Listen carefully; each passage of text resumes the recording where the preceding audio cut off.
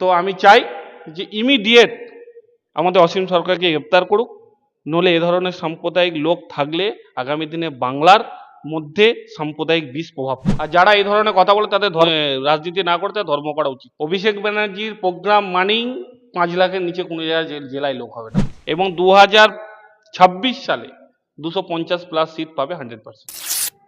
সম্প্রতি বিজেপি বিধায়ক অসীম সরকার কোরআন নিয়ে একটা মন্তব্য করেছেন।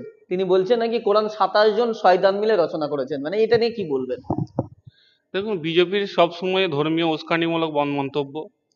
আমার মনে হয় ভারতবর্ষে যে সাম্প্রদায়িক বিষ ছড়াচ্ছে, যেভাবে বাংলায় সর্বধর্মের সমন্বয়ে আমাদের সর্বময় নেত্রী মমতা বন্দ্যোপাধ্যায় যেভাবে সকল মানুষকে নিয়ে একসঙ্গে চলার এবং তাদের সমস্ত উৎসব, হিন্দুদের ক্ষেত্রে দুর্গাপুজো বলুন, কালী পুজো বলুন, বিভিন্ন উৎসব, এবং মুসলমানদের ক্ষেত্রে ধরুন ঈদ, আমাদের বকরিদ থেকে শুরু করে মহরম, মমতা বন্দ্যোপাধ্যায় যে বার্তা মানুষকে দিচ্ছেন, সকল মানুষকে নিয়ে চলার যে বার্তা দিচ্ছেন, সেখানে বিজেপি সাম্প্রদায়িক বিষ ছড়াচ্ছে।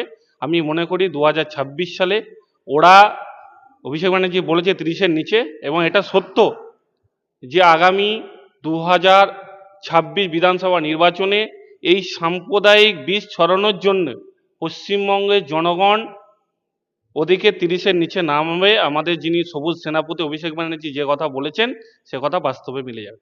মানে বিজেপি কি হারার ভয়ে অসীম সরকারদের মতো লোকদেরকে দিয়ে এই সাম্প্রদায়িক উস্কানিমূলক বক্তব্য ছড়াচ্ছেন? একদম, ওরা বুঝে গেছে যে ওদের পায়ের তলায় মাটি নেই। আজকে বড় বড় কথা বলছে, আমরা সকলেই জানি যে যারা বড় বড় এখানে এসে ডায়লগ দেয়, মমতা বন্দ্যোপাধ্যায়, আমাদের নরেন্দ্র মোদী থেকে শুরু করে অমিত শাহ, তারা এখানে পশ্চিমবাংলায় এসে বলেছিল, ভারতবর্ষে 2014 সালে ভোটের আগে বলেছিল যে আমরা ক্ষমতায় এলে 2 কোটি চাকরি, বলেছিল 35 টাকায় পেট্রোল, 30 টাকায় ডিজেল, আচ্ছে দিন। কোথায় তাদের এই সব ভাঁওতাবাজি? মানুষ বুঝে গেছে। ওরা জানে 2026 সালে আমাদের সবুজ সেনাপতি অভিষেক ব্যানার্জি বলেছেন যে বিজেপি 30-এর নিচে পাবে, এটা বাস্তব সত্য। এইসব বুঝেই ওরা হতাশামূলক কথা বলছে। মানে এই হতাশামূলক কথা বলছে, এবং তাদের, আপনি যেটা বললেন যে তাদের পায়ের নিচে মাটি নেই। 2026 নির্বাচনে বিজেপি বলছে তো হিন্দুদের সরকার হবে, আমাদের সরকার হবে। দেখুন, যারা এ ধরনের কথা বলে তাদের রাজনীতি করা উচিত না। ভারতবর্ষ ভারতবর্ষ একটা বৈচিত্র্যময় দেশ, যেখানে সর্বধর্মের মানুষের সমান অধিকার।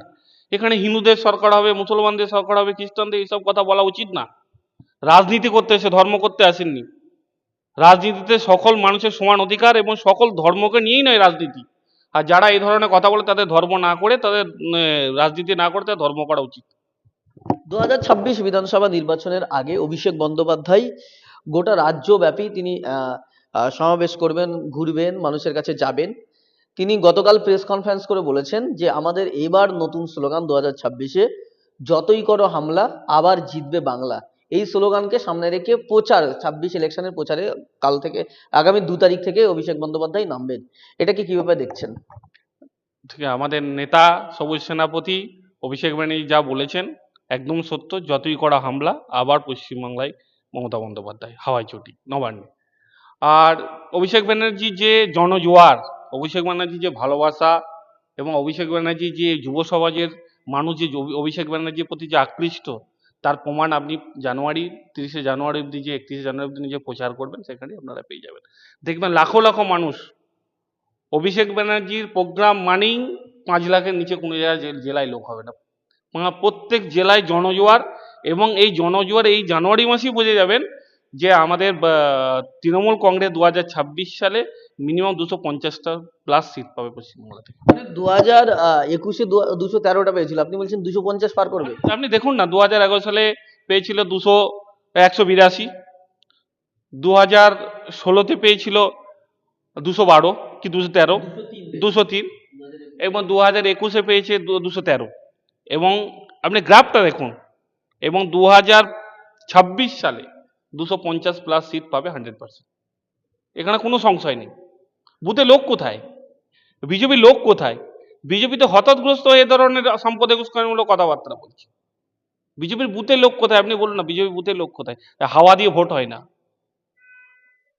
আর তৃণমূলের যা উন্নয়ন, যেভাবে প্রত্যেকটা মানুষের জন্য তৃণমূল কংগ্রেস প্রত্যেকটা মানুষ, প্রত্যেকটা বর্গ, এবং এমন কোনো পরিবার নেই, এমন কোনো মানুষ নেই যে তৃণমূলের কোনো প্রকল্পের সুবিধা পাচ্ছে না। তাহলে মানুষ কেন ওদেরকে ভোট দেবে?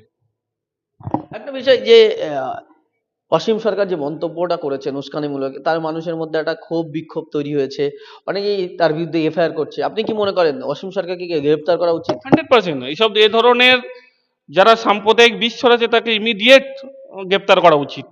কারণ এ ধরনের লোক সমাজে থাকলে সমাজে আবার সাম্প্রদায়িক বিষ ছড়াবে, হিন্দু মুসলমানের বিভাজন তৈরি করবে, হিন্দু মুসলমান যাতে শান্তিতে না থাকতে পারে, এটাই হচ্ছে এদের কাজ। তাই এই ধরনের লোককে যাতে রাজনীতিতে লড়তে না পারে, আমি নির্বাচন কমিশনকে অনুরোধ করব, এ ধরনের লোককে বিজেপি টিকিট দেবেই, সাম্প্রদায়িক লোককে টিকিট দেওয়া ওদের ধর্ম। তো আমি চাই যে ইমিডিয়েট আমাদের অসীম সরকারকে গ্রেপ্তার করুক, নলে এ ধরনের সাম্প্রদায়িক লোক থাকলে আগামী দিনে বাংলার মধ্যে সাম্প্রদায়িক বিষ প্রভাব পড়বে। বিজেপি বলেছিল এসআইআর এ কোটি কোটি রোহিঙ্গাদের নাম বাদ যাবে। দেখা যাচ্ছে এসআইআর এ যাদের নাম বাদ গেছে বেশিরভাগ, বা যাদেরকে ডাকাও হচ্ছে, তারা বেশিরভাগ হচ্ছে মতুয়া, মানে যারা বিজেপিরই ভোটার।